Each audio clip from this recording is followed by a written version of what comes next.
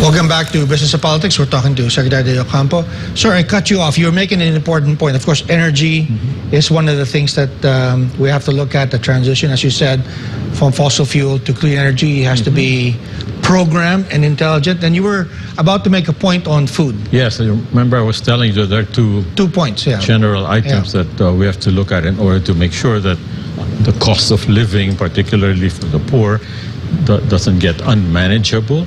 And of course the other is food, because both energy and food have the highest impact on the poorest. Okay, because a percentage of their income is much larger in energy and food than it is in the percentage of the income of somebody who's well off. So they suffer more. Now, when it comes to food, there's been a lot of brouhaha.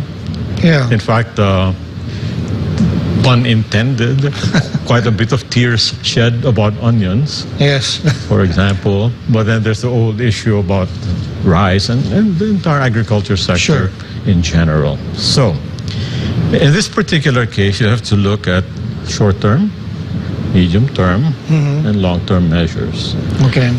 Right now, it just so happens because of harvest timing and quantities, plus the disruption of commodity supply and prices worldwide, that we have shortages.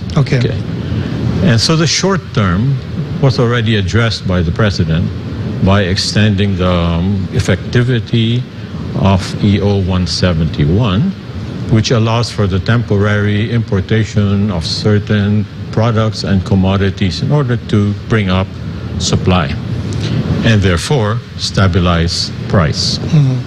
That is the short term. But over the medium term, I think we have to look into how we organize, how the farm sector is organized. I'll give you a quick example. Onions, If you look at a province like Mindoro, the farmers plant their onions and then sell it to a middleman at a pittance. Let's say just pluck off. It's like 20 pesos. All right. Middleman puts it in a cold storage facility. And then sells it for multiples of the 20 pesos. So there is a disincentive for the farm community, not to mention that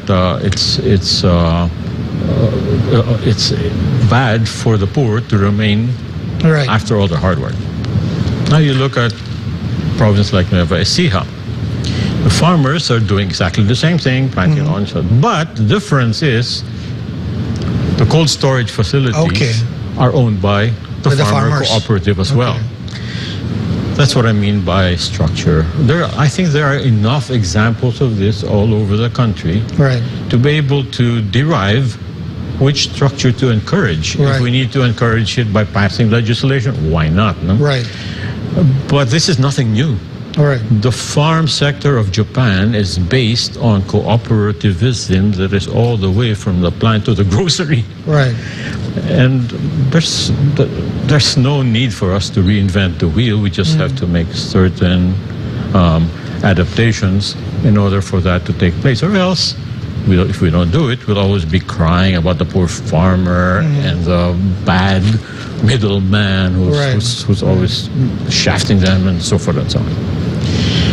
That is the medium term, aside from continuing to build up our infrastructure. Why is that important? Because unlike, say, Vietnam or Thailand, which is a contiguous land area, we're an archipelago. We are 7,000 islands. It's very difficult to move around, interconnect and to move goods from one place to the other. So we have to make sure that the infrastructure that allows the least cost of moving the product from one island to the other works properly. We started this in previous administrations. Remember the RORO and all that? That was partly to move people, but was also partly to move goods, because we always had this standard saying that it's more expensive to ship from Mindanao to Manila than from Manila to San Francisco. Old old tune. But I think we have to have the real, or we say, oh, look at it. Yeah. We have to come to the realization that our geographic configuration is different. And therefore, we have to come up with an innovative approach to our infrastructure of moving goods and so forth in order to take into account the fact that this is an archipelago. Right. Now, if you add to that the fact that under the Mandanas law, yes, you end up with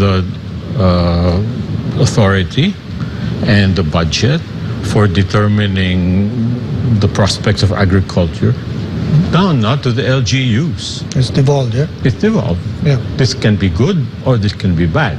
It can be bad if the devolution results in a haphazard more basketball courts, waiting sheds. But even if it was about agriculture, okay, you know, agriculture has to be to some extent done on some kind of a mass produced. If you want to go from backyard agriculture to industrialized agriculture, but you know, it can be a winner if the funds are utilized to start agri-research and increase the technological capability of the farmer. You know, big plantations, for example, Del Monte, etc. Yeah. Well, you know, the president is in Davos right now. I think he'll be coming back by the time the show airs. He's talking to businessmen. He's talking to a few heads of state as well. What should he be negotiating for? I mean, you mentioned these problems with energy, with food, the need to continue infrastructure. Well, I don't really know if Davos is the good place to do it. Okay.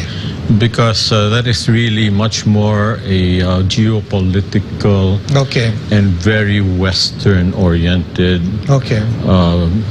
gathering.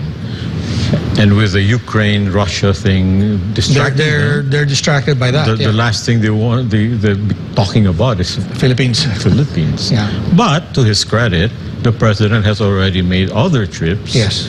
And supposedly has brought back some pledges, and maybe those can be translated. But as I was saying earlier, there are certain things that we ourselves have to do. We can't rely on just the inputs from them. And so for the longer term, because I went from the short to the medium, from the longer term, particularly when you're talking about moving from what do you call it? Subsistence agriculture to industrialized agriculture. From backyard to... then perhaps for products particularly like rice, which are always politically volatile, we may have to review the land reform law. Okay. Some people are disappointed that the president has taken upon himself the role of being Secretary of Agriculture, and of course saying that he's got to pass it on to some... Yeah, there are pluses and minuses to that argumentation. The plus for me is that if he decides to do something truly, what should I say, groundbreaking, given his political capital, he might want to be able to convince the farm community that tweaking the land reform is not a bad idea, because the land reform right now is structured in such a manner that you just fragment farms.